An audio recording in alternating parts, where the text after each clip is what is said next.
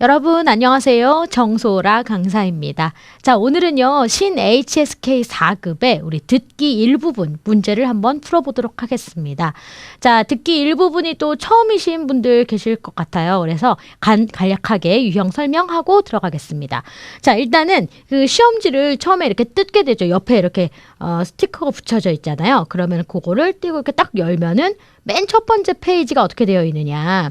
팅리 이렇게 하면서 밑에 여기 이제 팅리 이렇게 이제 써져 있고 듣기 해놓고 이 밑에 예제 문제가 이제 적혀져 있고요. 중요한 건 요 밑에 부분이죠.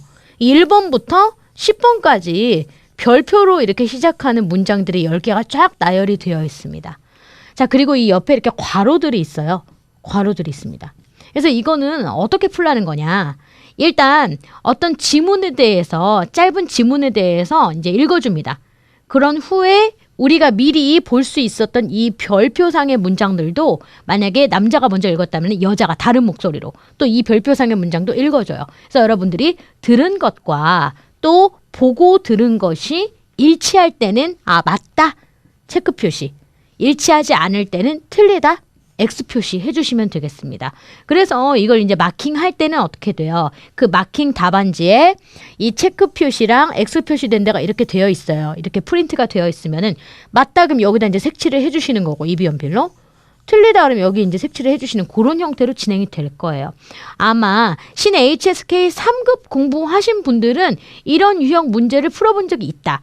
얘가 듣기 이 부분 문제가 이런 식으로 되어 있어요. 요거랑 똑같아요, 유형이. 대신 이제 3급이니까 훨씬 문장 길이도 줄어들겠고 이제 어휘 난이도도 내려가겠죠. 그래서 우리가 이제 4급에 오게 되면은 이제 그거보다 길이가 조금 길어지면서 4급 단어들 많이 나오고 간혹 또 조금씩 어려운 단어 한두 개씩 들어가기도 합니다.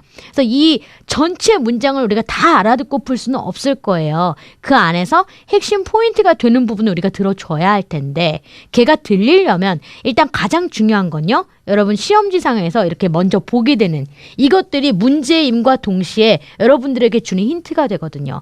이 별표 문장들이 해석이 되셔야 돼요. 그리고 해석만 되면 안 돼. 얘가 정확하게 발음이 돼야 돼요. 발음을 아셔야 여기 나오는 단어들이 언급이 되고 일치할 때 우리가 맞다 표시 아닐 때 X 표시 할 수 있는 거거든요. 그래서 이 듣기 영역은 무엇이 가장 중요하다 일부분은요. 이 별표 문장의 해석과 발음을 내가 어떻게 하는지를 아는 게 굉장히 중요하다. 그럼 제가 이렇게 문제 본격적으로 풀기에 앞서서 유형을 알려드리는 건 뭐냐면 문제를 먼저 풀어보시라는 거예요. 문제 먼저 풀어보시고 이런 유형에 맞춰서 풀어보시고 세 문제 준비했거든요. 풀어보시고 저랑 같이 이제 한 문제씩 보도록 하겠습니다. 자, 그럼 우리 1번부터 한번 들어보도록 하겠습니다. 我打算去昆明玩，听说那边四季如春，不仅天气好，而且当地美食特别好吃，相信这个暑假会十分有趣。他暑假去昆明开会。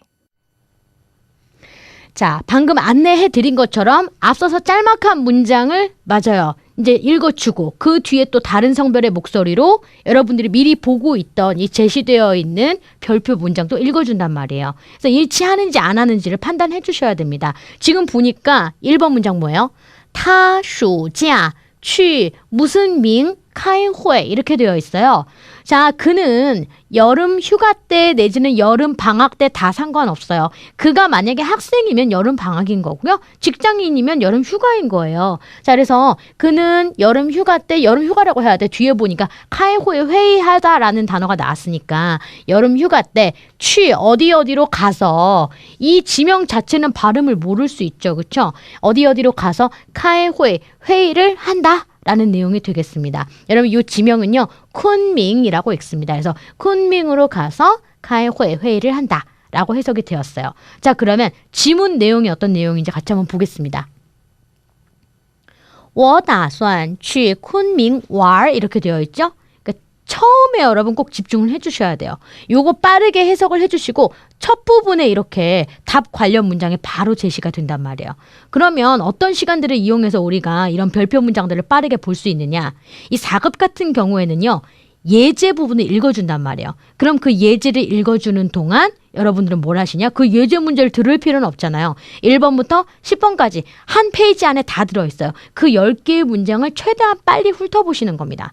그리고 3급하고 또 다른 게 뭐냐면 3급 듣기 이 부분하고 유형만 같지 들려주는 횟수도 3급은 2번 들려주잖아요. 잠깐 놓칠 수 있어. 근데 4급은 딱 한 번 들려주고 끝. 그렇기 때문에 여러분 이거 막 딴 생각하고 있다 앞에 놓치시고 뒤에서부터 들으시면은 답 고를 수 없어요. 그렇기 때문에 이 앞부분 특히나 집중을 해야 한다. 지금 보니까 뭐예요? 나는 打算去昆明玩. 쿤밍에 놀러 갈 계획이라고 하잖아요. 그러니까 지금 앞서 나왔던 지금 카이호에 이게 회의하러 가는 건 일하러 가는 거죠. 그렇기 때문에 일치하지 않는다가 벌써 답이 될 거예요. 그렇죠? 자, 그다음 계속해서 보겠습니다. 听说 듣지 않니 뭐뭐라고 하더라 라고 해석하시고 那边 그곳은 四季如春이라고 하더라. 여러분 四季는 4계절이죠. 추나추동 4계절이 루춘 루는 동사로 뭐뭐와 같다라는 뜻이에요. 4계절이 봄과 같다라는 얘기는 뭐 춥지도 덥지도 않고 딱 지내기 좋다라는 표현하는 겁니다. 자, 그러면서 不仅天气好而且 땡땡땡. 자, 이렇게 날씨가 좋을 뿐만 아니라 뿌진 접속사 뭐뭐일 뿐만 아니라 또 게다가 뭐뭐뭐. 자, 듣지 않니 거기가 날씨가 좋을 뿐만 아니라 而且 게다가 当地美食特别好吃. 当地는 우리 현지, 그 본지 현지를 当地라고 해요. 그 현지 음식이 굉장히 맛있다고 하더라. 내가 들었는데. 자, 여러분 여기서 이 메이시란 단어도 이게 알아두세요. 우리 음식 하게 되면 음식 요리하면 무조건 차이 생각나죠? 차이. 근데 이 차이 자체는요. 뭐 긍정적 의미, 부정적 의미 이런 의미 담고 있지 않고 그냥 요리 중성 단어예요. 그런데 이렇게 메이시라고 단어를 쓰는 순간 그 지역을 대표하는 대표적인 맛있는 좋은 그런 음식이란 뜻이 됩니다. 그래서 긍정적인 의미를 포함하고 있는 음식이란 단어를 우리가 메이시라는 요 표현을 해줘요. 자, 그래서 그 현지 음식이 굉장히 맛있다라고 하더라. 相信 뭐뭐뭐뭐뭐 할 거라고 믿는다라고 해서 믿다 동사 맨 앞으로 뺐어요. 뭐뭐일 거라고 나는 믿는다. 这个暑假 이번 여름방학이 会 뭐뭐 할 것이다라고 나는 믿는다. 会十分有趣 대단히 재미있을 것이다라고 나는 믿는다 이렇게 되어 있어요. 이 十分有趣도 이제 4급 시작하셨다면은 반드시 알아두셔야 되는 표현이에요. 그동안은 아마도 재미있다 하면 무조건 뭐야? 有意思 이거 다 하는 거야. 그렇죠? 근데 HSK 4급 하게 되면은 재미있다 有趣 이 표현 정말 중국인들 많이 쓰고요. 그 다음에 대단하다라고 할 때 대단히라는 부사 非常 알죠. 그거 이제 익숙하잖아. 이 十分 정말 많이 써요. 이 十分이라는 단어 자체가 맞아요. 우리가 시간 표현할 때 뭐 1시 10분, 2시 10분, 3시 10분 할 때 10분 할 때 그때 봤죠. 그런데 얘가 이렇게 부사로 쓰이잖아요. 그럼 얘가 非常이란 뜻이 돼요. 그래서 대단히 재미있다라고 해석합니다. 뭐라고 하냐고요? 十分有趣, 十分有趣 4급 필수 단어에 속해요. 그래서 반드시 꼭 알아두시면 되겠습니다. 자, 다시 한번 우리 정답을 확인하면 우리 앞서 나왔던 우리가 처음 봤던 그 문장은 카이호에 일하러 가는 거였어요. 그렇죠? 회의하러 가는 거니까 이건 일하러 가는 거야. 그렇기 때문에 여기 지금 去昆明玩 했잖아요. 일치하지 않는다. X가 정답이 되겠습니다. 자, 그 다음 우리 2번 문제도 한번 같이 듣고 풀어보도록 할 겁니다. 여러분 먼저 들어보세요. 별표 문장 보면서. 2. 女儿说她今天下班后有约，要给同事过生日，晚上不回来吃饭了，让我们先吃，不用等她了。女儿晚上要加班。 자, 우리 문제 들어봤습니다. 우리 보고 있던 문장은 뭐였어요? 별표 문장은 女儿晚上要加班 이렇게 되어 있죠. 자, 딸은 저녁에 야오는 뭐뭐 해야 한다 내지는 뭐뭐 하려고 한다 두 가지 해석 다 가능합니다. 자, 뭐 하려고 한다? 찌아반 하려고 한다. 여러분 이 찌아반 요거 별표 해놓을게요. 동사. 자, 우리가 이 반자 들어간 동사 샹반 출근하다, 시아반 퇴근하다, 그리고 또 중요한 동사가 바로 이 찌아반이란 동사입니다. 자기가 원래 하기로 정해진 근무 시간 이외에 추가로 또 더 일을 하게 되면은 추가하다 할 때 가짜 써서 지하반이라고 해요. 그래서 만약에 저녁에 야근하잖아요. 그것도 지하반이고요. 원래 주말에 나올 필요 없잖아. 예를 들면은. 근데 주말에도 막 나와서 일했어요. 그것도 지하반이에요. 근데 지금 이 문장 같은 경우에는 앞에 완샹이라고 하는 시간 명사가 제시가 됐잖아요. 그러니까 우리 요거는 야근하다로 해석해도 무방할 것 같아요. 자, 그래서 딸은 저녁에 야근을 하려고 한다. 딸은 저녁에 야근해야 한다. 라는 내용. 지금 일단 우리가 제시 문장으로 봤단 얘기죠. 그러면 우리 앞서 어떤 문장들 쭉 읽어줬는지 확인해 볼게요. 女儿说她今天下班后有约 이렇게 되어 있네요. 딸은 말했습니다. 딸이 뭐라고 말했다. 그녀가 오늘 퇴근 후에 요유 약속이 있다고 말했습니다. 여기 유하게 되면요 한 글자 명사 약속이란 뜻이에요. 약속이 있다고 말했어요. 要给同事 동시는 직장 동료 회사 친구라는 뜻이죠. 직장 동료에게 过生日 생일 파티를 해주기로 했다는 거예요. 过生日 하게 되면은 생일을 쇠다, 생일을 보내다란 뜻이죠. 근데 누구누구에게 생일을 쇠주는 거는 같이 생일 파티하고 생일이니까 같이 뭐 밥 먹고 놀고 이런 거를 우리가 뭐라고 하냐면 给 누구누구 过生日 해준다 이렇게 표현을 합니다. 자, 그래서 직장 동료에게 생일 파티를 해준대요. 晚上不回来吃饭了. 그래서 저녁에 집에 돌아와서 밥 먹지 않게 되었다라고 말했다는 거죠. 그럼 여기서 不 땡땡 了 뭐뭐 하지 않게 되었다. 더 이상 뭐뭐 하지 않겠다라는 뜻이에요. 자, 그래서 回来吃饭 집에 돌아와서 밥 먹지 않게 되었다라는 표현입니다. 让我们 그래서 우리더러 뭐뭐 하라고 시키다. 让은 사역동사입니다. 우리더러 뭐 하라고 시켰어요? 先吃 먼저 먹으라고 시켰죠. 그러니까 저녁밥을 지금 처음에 그러니까 뉴얼이라는 단어 딸이 언급된 걸로 봐서 이게 지금 엄마 아빠한테 하는 얘기인 거예요. 그래서 우리더러 아빠 엄마더러 엄마 아빠더러 시엔치 먼저 밥 먹고 부용당 달러 그녀를 기다릴 필요가 없다라고 말했다는 거죠. 그런데 지금 우리 제시 문장은 뭐였어요? 女儿晚上要加班 이렇게 되어 있어요. 일하겠다고 했다? 아니었죠. 지금 내용이 뭐였냐면은 중간에 过生日给同事过生日라는 표현 나왔고 여기 결정적으로 有约 라는 표현 나왔고 그보다 앞서서 뭘 들었으면 더 쉽게 문제 풀 수 있다? 여러분 앞쪽에 집중하기로 했죠. 여기요. 女儿说她今天下班后 下班后 여기까지만 들어도 되지. 사실은 이 문제는 이 뒤에 뭐 약속 있어 친구와 뭐 회사 친구한테 생일 뭐 같이 파티 그거 다 필요 없고 여기 下班后있으면 이미 퇴근 후에 퇴근하겠다는 얘기예요. 근데 여기는 지금 加班 야근한다고 돼 있잖아요. 그렇기 때문에 여기서부터 벌써 불일치 X가 되는 거죠. 그래서 여러분 요거 앞부분에 더욱더 집중해서 문제 시작할 때는요. 그러니까 이 내지 뭐 R 이렇게 문제 시작하는 번호를 불러줄 때는 집중하라는 얘기예요. 그래서 요거 결국엔 답이 X가 되겠다. 이렇게 해서 여러분 체크를 했습니다. 자, 그러면 우리 세 번째 제가 총 3문제 준비했는데 요 마지막 문제는 꼭 맞춰주셨으면 좋겠습니다. 한번 들어보겠습니다. 3. 我刚到美国的时候很不适应，语言不通，觉得很孤单。后来逐渐习惯了，也交到了很多朋友。我越来越喜欢这儿的生活了。他习惯了这里的生活。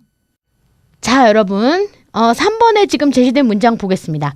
他习惯了这里的生活.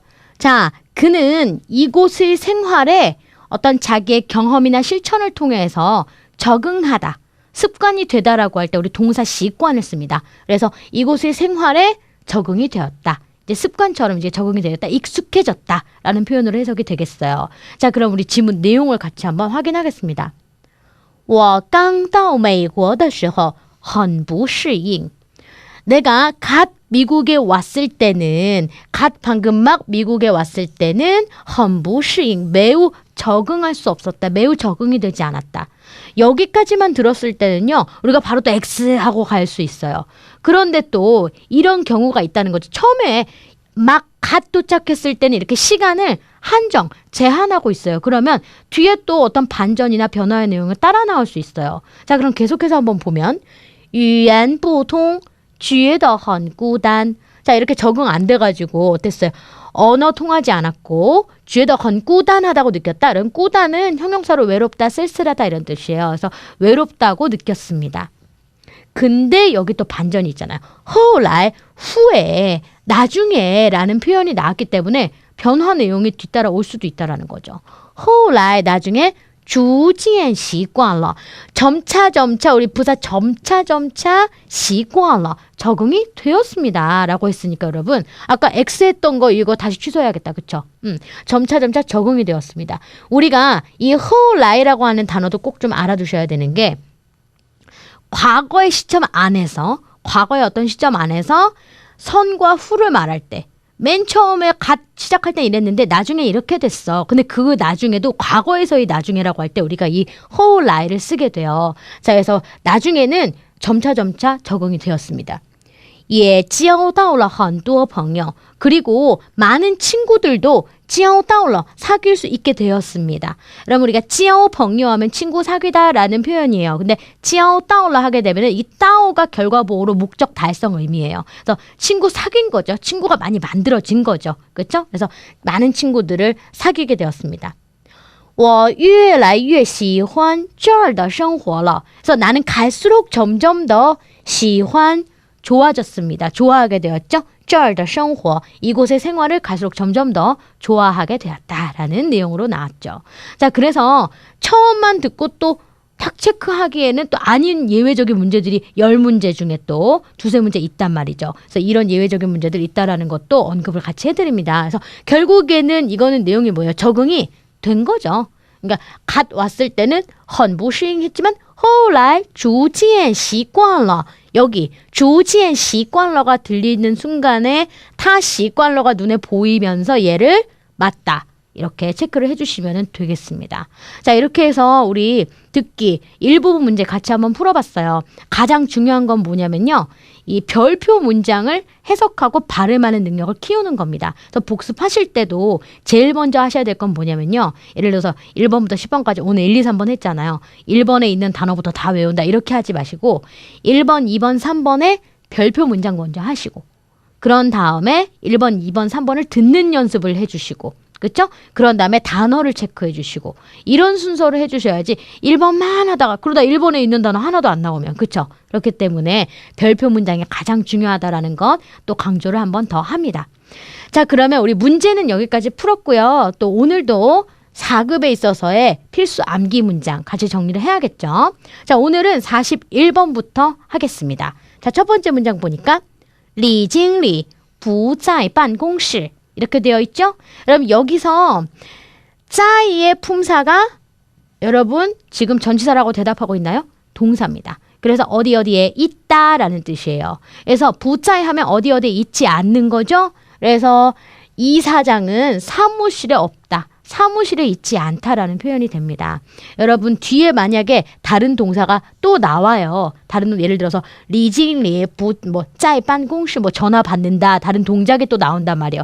그때는 이 짜이가 여러분 생각하시는 그 전치사 개사 용법이 되겠지만은 지금은 뒤에 다른 동사 나온 거 없어요. 그냥 이 짜이 자체가 동사예요. 그래서 짜이 하면은 거기 있는 거고 부짜이 하면 거기 없는 거가 되는 거죠. 42번 他让小高写邀请信. 자, 이 랑이라는 사역동사 나왔어요. 아까도 한번 살짝 언급이 됐는데 그는 小高더러 뭐뭐 하라고 시킵니다. 시에 쓰라고 시킵니다. 뭘요? 邀请信. 초청장, 초청 편지를 쓰라고 시킵니다. 라는 표현이 되었습니다. 자, 그래서 이 랑 뒤에 시킴을 받는 이렇게 대상이 나와요. 그래서 뭐뭐뭐 하다 동사수로가 한 번 더 나옵니다. 사실은요, 이 랑 뒤에 있는 요 부분 있죠. 여기만 봐도 하나의 문장이 돼요. 小高는 邀请信을 쓴다 이렇게 돼요. 그래서 小高가 邀请信 쓰도록 랑 시킨다. 또 이런 큰 구조, 틀도 우리가 바라볼 수 있어야겠죠. 자, 43번 볼까요? 他俩从小就认识 이렇게 되어 있습니다. 그럼 여기서 중요한 거는요. 이 랴라고 하는 수사예요. 이 랴는요. 두 사람, 두 명의 뭐 두 개 이런 뜻입니다. 그러니까 两个人의 뜻이죠. 문법상 꼭 유의해야 될 게 뭐냐면 이 랴 뒤에다가 또 양사를 또 붙이지 않아요. 그러니까 랴 거 이런 식으로 량거런 할 때가 거 있죠. 그거 막 저 뒤에다 붙이면 안 된다는 겁니다. 역할이 뭐냐면은 이 앞에 있는 것이 또 복수 형태가 돼요. 그래서 타멀리아라고 표현하기도 하고요. 타리아 해도 타멀리아랑 같은 표현이에요. 그래서 예를 들어서 우리 두 사람 이러잖아요. 그러면 워먼리아 해도 되지만 월리아도 되고 니멀리아, 니리아 된단 말이에요. 여러분 이 리아라는 이 수사가 4급 시험 문제 정말 자주 나옵니다. 특히 쓰기 사진 보고 작문하는 문제. 사람 2명 서 있고요. 이 옆에 레아 이렇게 제시가 된 적이 아주 많아요. 그렇기 때문에 이거를 어디다 넣어서 문장을 만들지를 우리가 외워둬야 돼요. 이 문장을 외우면 됩니다. 그들 두 사람은 어릴 때부터 그때부터 벌써 이르다라는 느낌으로 찌워넣고 안다. 어릴 때부터 아는 사이다. 타리아 从小就认识. 물론 타멀리아 从小就认识 상관없다는 얘기예요. 자, 이렇게 해서 여러분 리아라는 수사가 이 43번에서는 아주 중요한 단어였다. 44번 叔叔现在还爱打篮球 이렇게 되어 있네요. 여러분 지금 주어 자리에 나오는 슈슈 있죠. 삼촌이라고 보통 번역이 되는데 야, 아버지 또래의 그런 아저씨라든지 진짜 혈연관계 삼촌도 우리가 슈슈라고 합니다. 이제는 띠디妹妹 哥哥 이런 그냥 자기 형제 자매간에서만 호칭이 나오지 않아요. 이런 슈슈라는 호칭 정말 자주 나옵니다. 이거 꼭 알고 계시고 지금도 하이 여전히 아이 따란치오 농구하는 것을 좋아한다 이렇게 되어 있어요. 근데 우리가 이제 뭐뭐 하기를 좋아한다 이러면은 시환 동사가 떠오르죠. 시환에서 시환 따란치오 뭐 이렇게도 쓸 수 있겠어요. 문법상은 틀리지 않는데 살짝 어감상 차이는 있어요. 우리가 시환을 쓰게 되면 그거 하는 거 좋아하는 거예요. 그 행동 자체를 농구하는 걸 좋아하다라는 표현까지만 되고 아이를 쓰게 되면은요. 이 농구하는 게 이 삼촌의 취미예요. 취미로서 그거를 이렇게 즐기는 걸 좋아한다. 그러니까 취미로 한다라는 느낌도 같이 들어가요. 뭘 쓰면요? I 쓰면요. 이런 문장에서는요. 자, 그래서 취미로 이런 농구를 즐긴다라는 표현이 되겠습니다. 자, 그 다음 45번. 日记是他生活的一部分. 자, 일기는 그의 생활의 일부이다. 우리 중국어로 일부라는 말 할 때 일부분까지 써주세요. 그래서 이 부분이라고 합니다. 他生活的一部分. 물론 우리가 한국어 해석 그대로 막 지역 다 넣어가지고 日记是 그의 생활의 일부분이야. 他的生活的一部分 이래도 되겠지만 그냥 더가 너무 많아요. 그러면은 뒤에 있는 더만 남겨두고 얘는 생략해버려요. 그래서 日记是他生活的一部分. 이렇게 만들어줍니다. 자, 그러면 우리 41, 2, 3, 4, 5번 한 번씩 읽어볼게요. 자, 41번 어떻게 읽었다? 李经理不在办公室. 42번은요? 他让小高写邀请信. 43번은요? 他俩从小就认识. 44번 叔叔现在还爱打篮球. 45번 日记是他生活的一部分. 자, 좋습니다. 우리 46번부터 또 볼게요. 他正在排队买票. 그는 지금 마침 딱 뭐뭐 하고 있는 중이다. 현재 진행 만들 때 우리 부사 正在 씁니다. 자, 부사 썼으면 이제 동사 나와야 돼요.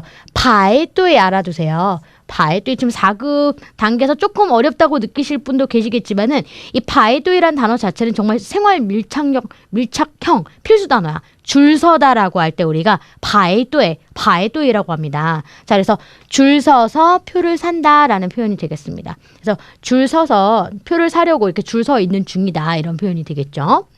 47번은요. 他希望 그는 뭐뭐 하기를 바랍니다. 이希望 동사는요. 바라는 내용 뒤에다가 목적어로 쭉 통째로 붙여줘요. 그래서 앞으로 끌어내줘야 돼. 他希望 그는 뭐 하기를 바란다? 大家给他发短信 사람들이 그에게 문자 메시지 보내주기를 희망한다 바란다 이렇게 만들어주시면 되겠습니다. 한국어로 해석할 때는 그는 뭐뭐뭐뭐 하기를 바란다 뒤에 끝에 가잖아요. 그래가지고 막 어순별 문제 나오면은 시황을 막 맨 끝에다 놓고 그러시는데 그렇게 하시면 안 되고 주어 바로 뒤에 붙여주세요. 다 시황 바라는 내용을 목적어로 통째로 붙여준다.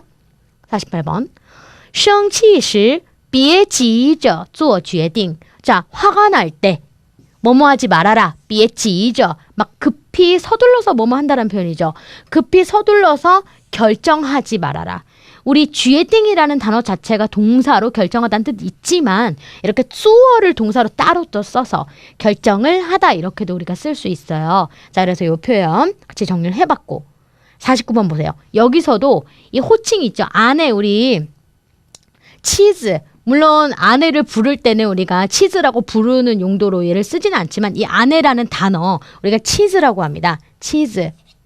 자, 그래서 아내는 아까 슈슈처럼 기억을 꼭 해주세요. 치즈 뒤에도 뭐라고 느낀다? 房子很便宜. 이 집이 싸다라고 느낀다. 이렇게 해서 여기서도 이 뒤에도 동사 보세요. 앞으로 빼주는 거죠. 뭐뭐뭐뭐 하다라고 느끼다라고 해도 중국어를 할 때는 주어 바로 뒤에 주어 뒤에더怎么怎么样 이렇게 문장 만들어주고.